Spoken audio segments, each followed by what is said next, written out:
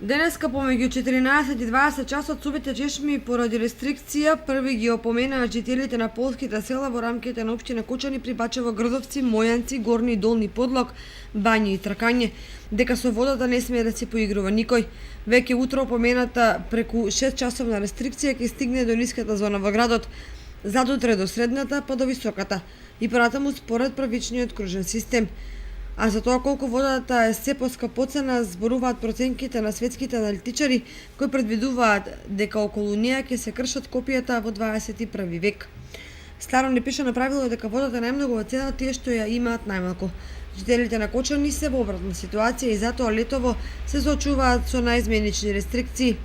Затоа што капацитетот на бунарскиот систем и водоводната мрежа се димензионирани да ги задоволат оптималните потреби на граѓаните, но при нормална потрошувачка.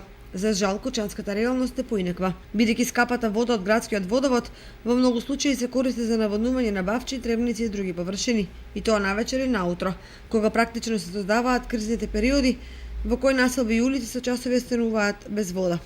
Апсурдот да биде поголем во јули годинава до потрошувачите се дистрибуирани без малку пола милион кубици вода, што е за 20% повеќе од најголемата евидентирана потрошувачка, па сепак и таа не е доволно да се избегнат рестрикциите, кои кон тоа ќе се додадат појавите на крадење на водата, нерационално трошење и слично, станува јасно како при издашност од 240 литри во секунда во одредени реони, водата воопшто не стигнува. Од друга страна, утешителна околност се проблемите со недостиг на вода во градовите како Тетово, Охрид или неисправна вода во Македонска Каменица и други населени места во државата.